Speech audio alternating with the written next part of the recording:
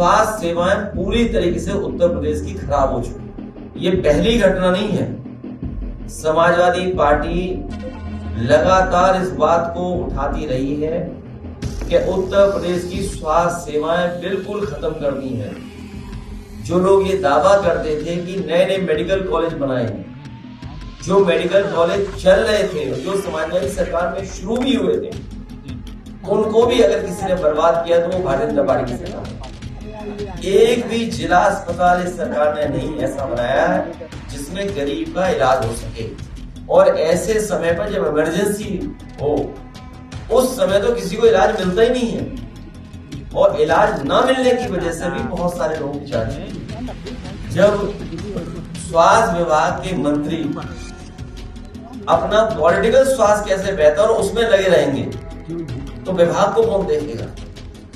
वो अपना पॉलिटिकल स्वास्थ्य बेहतर करना चाहते हैं, वो पता नहीं कौन सी पॉलिटिकल विटामिन चाहते हैं, उसी के बाद वो स्वास्थ्य विभाग ठीक होगा। उत्तर प्रदेश में सियासत फिर से तेज हो गई है और इस बार वो बहुत गहराती जा रही है, क्योंकि 2024 के चुनाव के बाद हालात तेजी से बदल रहे हैं। विपक्ष ताकतवर हो गया है, समाजवादी पार्टी की ताकत कई गुना बढ़ गई है, और वहीं उत्तर प्रदेश में बीजेपी के भीतर मतभेद, साजिश, राजनीति गहराती चली जा रही है।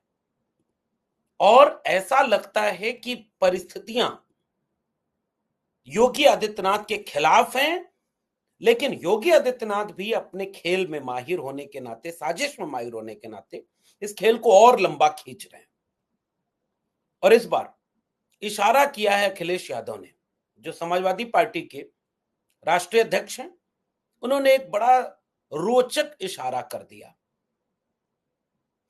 हम सबको पता है कि उत्तर प्रदेश के हाथरस में एक बहुत दर्दनाक, बहुत दुखद हादसा हो गया, और ऐसा हादसा जिसने कई घरों को उजाड़ दिया। लगभग 100-125 की संख्या में महिलाओं का उस भगदड़ में जान चली गई। मारे जाने वालों की एग्जैक्ट संख्या अभी तक सरकार नहीं बता पा रही है। कल्पना करिए कि एक देश जो आजादी का 75वां साल मना रहा है, एक तरफ वो इसरो के जरिए चांद पर जा रहा है और गांव में भूत और पाखंड पाए जाते हैं। वो गरीबी और भूखमरी में बदहाल, अशिक्षित, चेतना से विहीन एक बहुत बड़ी आबादी लिया हुआ है देश। तो वो जो आबादी है जिसके घर में कोई बीमार है, घर में खाने को पूरा नहीं है, नौकरी बच्चों को मिल नहीं रही, शिक्षा चेतना वाली मिले नहीं, उनकी बदहाली, परेशानी दूर करने की जिम्मेदारी चुनी हुई सरकारों के ऊपर थी। जिसकी जेब में पैसा नहीं, उसके भी बच्चों को अच्छी शिक्षा और सजग और चेतना संपन्न मस्तिष्क मिले, ये लोकतांत्रिक देश में जिम्मेदारी सरकार की है। जिसकी जेब में पैसा नहीं, उसे अच्छा इलाज मिले। जब वो हॉस्पिटल जाएं तो इस बात से उन्हें इलाज न मिले कि उनकी जेब में पैसा है कि नहीं है, इस बात से इलाज मिले कि वो जिंदा नागरिक हैं कि नहीं इस देश के। लेकिन आप औकात कोट अनकोट आपकी जेब से तय होती है।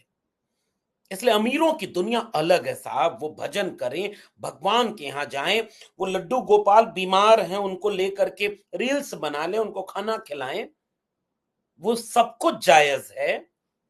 गरीब, कमजोर, दुखी, मजबूर अपनी बेबसी, अपनी लाचारी वो लेकर सरकार के पास जा नहीं पाता, क्योंकि नागरिक बोध की ट्रेनिंग इस देश ने दी नहीं अपने नागरिकों को कि तुम्हारे इस हाल का दोषी तुम नहीं हो, तुम्हारा पूर्व जन्म नहीं है, तुम्हारे कर्म नहीं है, निकम्मी सरकारें हैं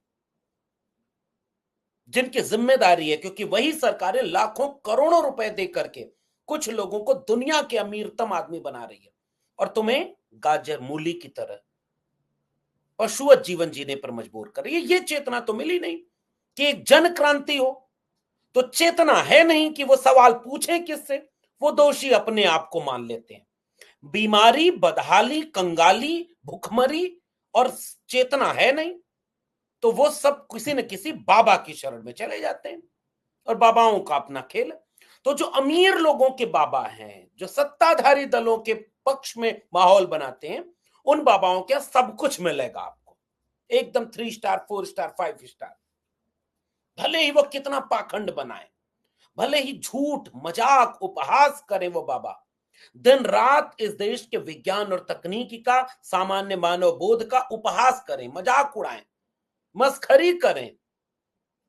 कोई जंतर से ठीक कर दे रहा है, कोई मंत्र से ठीक कर दे रहा है, फिर हॉस्पिटल की जरूरत क्या है?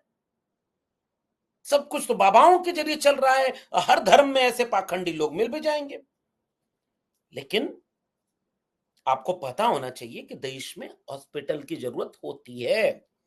इसलिए यह खबर बड़ी महत्वपूर्ण हुई कि हाथरस में जब भगदड़ मची और वहां के जिला अस्पताल में भाग करके लोग पहुंचाए गए, और याद रखिएगा वो निजी अस्पतालों में कम पहुंचाए जाते हैं, जिला अस्पताल, सरकारी अस्पताल में पहुंचाए जाते हैं। और आप तो सरकारी अस्पताल के नाम पर वोट तो देते नहीं, स्कूल के नाम पर वोट, सरकारी स्कूल, सरकारी शिक्षा के नाम पर वोट तो देते नहीं, पढ़ाई, कमाई, दवाई, सिंचाई पर आप वोट तो देते नहीं, तो सरकार आपको उसका कोई काम भी नहीं देती। जिसके लिए आप वोट देते हो, हिंदू, मुसलमान, ये वो, वही सब मिलता है। तो जब आप बीमार होगे कोरोना से लेकर आज तक, तो सरकारी अस्पताल में जाओगे, ये बात याद रखना।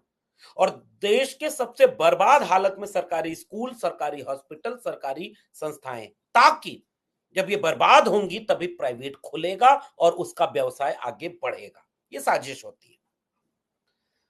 वहां गए तो न ऑक्सीजन, न डॉक्टर, न कुछ भी, सब कुछ भगवान भरोसे, उसी भगवान के भरोसे। लिखा होगा तो मर जाएंगे, इसमें क्या कर सकते, वैसे भी मर रहे हैं। जब जिंदगी इतनी पहाड़ लगने लगे कि मौत सहज हो जाए, तो एक जिंदा समाज को जरा इस पर विचार करना चाहिए कि वह अपने नागरिकों को क्या दे पाया है। यही अंधविश्वास, यही पाखंड। ये कबीर का देश है, मैं बार बार कह रहा हूं, ज्ञान और चेतना का देश है, मूर्खता और अंधविश्वास का देश नहीं है। नींबू मिर्चा टांगने से अगर नजर उतर जाती तो भारत दुनिया में सबसे ऊपर होता। हैप्पीनेस इंडेक्स से लेकर के अर्थव्यवस्था में नीचे गिरता जा रहा है। हम आगे तब बढ़ेंगे जब अच्छे स्कूल बनेंगे, अच्छे हॉस्पिटल बनेंगे, सड़कें बनी तो लोग दौड़ने लगे, स्कूल बने तो लोग पढ़ने लगे, थानों में पुलिस है तो आपके खिलाफ अगर कोई अन्याय है तो सुनवाई होगी, न्यायालय है तो कार्रवाई होगी। आपको ये सारी सिस्टम बना हुआ है तो आपको शिक्षा, रोजगार मिलेगा। किस्मत और इन सब चीजों से नहीं है, सीधा सीधा इसका ऑब्जेक्टिव फॉर्मूला है। इसलिए सरकारी अस्पताल है तो गरीब वहीं जाएगा, और अगर गरीब जाएगा तो क्या नए सरकारी अस्पताल बनाए जा रहे हैं? क्या उसमें ऑक्सीजन सिलेंडर हैं, डॉक्टर हैं, दवाइयां हैं? जितनी आबादी पर जितने डॉक्टर होने चाहिए उतने डॉक्टर हैं कि नहीं है? एक दुर्घटना जितनी सरकार की पोल खोल देती है कि गरीब, कमजोर, मजलूम अगर कहीं इकट्ठा हो गया तो वहां पुलिस प्रशासन की जिम्मेदारी नहीं है, भगदड़ हो जाए, मर जाए लोग। 2-4 छोटा मोटा कोई अधिकारी सस्पेंड हो जाएगा, कुछ दिन बाद बहाल हो जाएगा। आम जनता के जान की कीमत क्या है? और अस्पताल अगर नहीं है तो अब होगा क्या? सरकार क्या कर रही है? ऐसे में अखिलेश यादव, उन्होंने एक बड़ा राजनीतिक सवाल कर दिया, टिप्पणी कर दी। जाने कौन सा ऑक्सीजन ढूंढ रहे हैं उत्तर प्रदेश के स्वास्थ्य मंत्री जो उत्तर प्रदेश के हैं, वो जाने कौन सी ऑक्सीजन ढूंढ रहे हैं। और इस तरह से उन्होंने सवाल कर दिया अखिलेश यादव ने कि यह सरकार अपनी साजिशों के बीच घिरी हुई है। रोज कोई न कोई इस सरकार में इधर साजिश कर रहा, उधर साजिश कर रहा, और एक मुख्यमंत्री और 2 उप मुख्यमंत्री, और जिनमें से ब्रजेश पाठक उप मुख्यमंत्री भी हैं और स्वास्थ्य मंत्री भी हैं, और उसके लिए उनके ऊपर जिम्मेदारी बनती है। अखिलेश यादव आज लखनऊ में प्रेस कॉन्फ्रेंस कर रहे थे तो उन्होंने कहा कि यह सरकार का फेल्योर है, सरकार बताए उसने कितने हॉस्पिटल नए बनवाए, कितने मेडिकल कॉलेज नए खोले। और ये बात एक देश की जनता की होनी चाहिए। देखिए, आपसे भी एक बात मैं साझा करना चाहता हूं। अगर कोई मेडिकल कॉलेज पिछली सरकार ने खोल दिया था, तो आप उस कॉलेज को एकदम इसलिए उपेक्षित रखोगे क्योंकि वो सरकार कोई और थी, उसमें कोई सुविधा नहीं होगी, उसमें कोई डॉक्टर नहीं होंगे, अगर इमारत बनी हुई है तो उसका अच्छा इस्तेमाल नहीं होगा, उस इमारत को खोलोगे ही नहीं। जेपीएनआईसी लखनऊ में, एकदम लखनऊ के सेंटर में कबाड़ा बनी पड़ी है। और देश की जनता कभी इन नेताओं से यह सवाल नहीं करती कि भाई तुमने नहीं बनवाया, पिछली सरकार ने बनवा दिया, तो कम से कम हमारे इस्तेमाल तो होने दो। उसको हमारे पैसे से बनवाया गया है, जनता का पैसा लगा है। सड़कें भी तो वो एक्सप्रेसवे अखिलेश यादव ने बनवाया था, उसको भी बंद करवा दोगे क्या? मेट्रो अखिलेश यादव ने चलवाई थी, उसको बंद करवा। यमुना एक्सप्रेसवे आदरणीय मायावती जी ने बनवाया था, उसको भी बंद करवा दोगे? ऐसा ये रवैया कितना तंग दिली का है, कितना अदूरदर्शी राजनीति का है। लेकिन इस उत्तर प्रदेश में कई कई मेडिकल कॉलेज, हॉस्पिटल, कई इमारतें ऐसी हैं जो पिछली सरकार में बनाई गई थी, उपेक्षा के शिकार हैं। दोयम दर्जे की वहां चीजें होती हैं ताकि क्रेडिट कोई और न ले जाए। अरे भाई, आप काम करो, आप क्रेडिट ले जाओ, और दूसरा अगर काम करेगा तो क्रेडिट लेगा, आपके रोकने से बचेगा भी नहीं। इसलिए अखिलेश यादव ने यह सवाल आज दागा। कितने medical hospital, medical college, hospital BJP की सरकार ने बनाए? और यह चिंता इस देश के समाज की होनी चाहिए, आपकी होनी चाहिए। और अब वो राजनीतिक पहलू, जिसमें अखिलेश यादव ने यह टिप्पणी कर दी कि लगता है यहां के स्वास्थ्य मंत्री खुद ऑक्सीजन ढूंढ रहे हैं। कौन सा ऑक्सीजन, कौन सी दवाई चाहिए उनको? सत्ता की दवाई। उत्तर प्रदेश में सब तरफ ऐसा लगता है खुली तरवालें घूम रही हैं। योगी आदित्यनाथ ने पिछले दिनों यह तेवर दिखाया कि आज सबसे महत्वपूर्ण बात कि हम मोदी के बाद कौन? हम। तो जो वहां लोग थे उन्होंने कहा कि नहीं भाई, अब सबसे बड़ी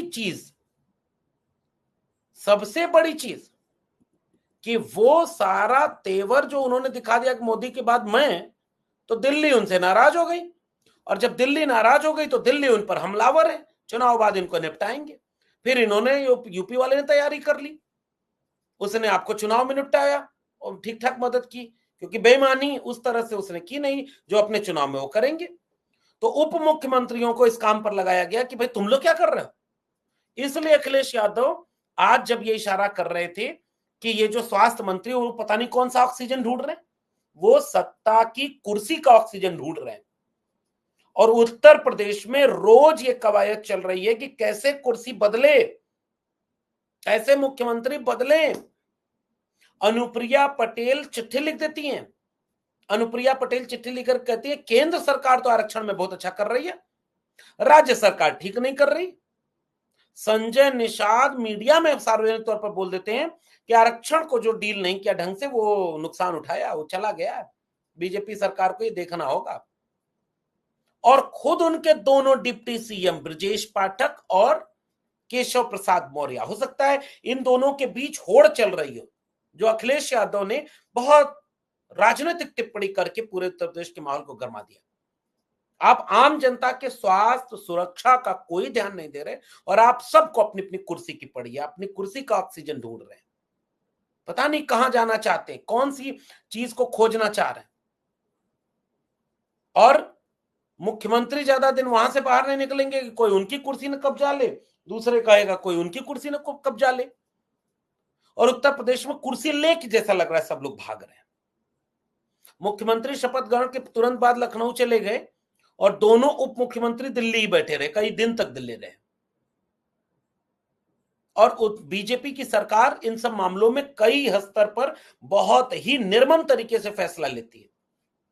कभी चिक पकड़ा देती है, कभी कुर्सी से उतार देती है, कभी आंसू बहाते रहिए लोगों के बीच। और ये सब योगी आदित्यनाथ ने देखा था, उसी रास्ते वो भी चलते हैं। तो ये बीजेपी वाले मुख्यमंत्री कौन होगा, किसकी कुर्सी बचेगी, कौन उप मुख्यमंत्री रहेगा, कौन किसकी कुर्सी हथिया ले, इसी में लगे हुए हैं। और आम जनता के दर्द और दुख से शायद उन्हें कोई बहुत सरोकार नहीं बचा है। और ऐसे में उत्तर प्रदेश में समाजवादी पार्टी के नेता अखिलेश यादव का यह बयान उत्तर प्रदेश की राजनीति को फिर से गरमा चुका है, क्योंकि बीजेपी उत्तर प्रदेश में मुश्किल में घिरी है, क्योंकि एक मजबूत विपक्ष उत्तर प्रदेश में मिल गया और बीजेपी अंदर खाने इतनी साजिशों के शिकार हो रही है, जिसमें हर एक नेता के पीछे होड़ लगी है कि कौन योगी आदित्यनाथ को बदल दे। योगी आदित्यनाथ चाहते हैं कि हम उप मुख्यमंत्रियों को बदल दें। बहुत तरह के अंदर अंदर खेल चल रहे हैं और सब डिप्टी सीएम ये चाहते हैं कि सीएम वो बन जाए। बड़ा दिन हो गया उत्तर प्रदेश में उनकी जाति का कोई नहीं बना है मुख्यमंत्री। ऐसे ऐसे किस्से उत्तर प्रदेश के गलियारों में सुनाई दे रहे हैं। आप इन किस्सों के आगे क्या होता है ये देखना दिलचस्प होगा। आपका क्या मानना है नीचे कमेंट बॉक्स में जरूर बताइएगा। मैं डॉक्टर लक्ष्मण यादव किसी और विषय पर किसी और टिप्पणी के साथ फिर मिलूंगा। तब तक के लिए बहुत बहुत धन्यवाद।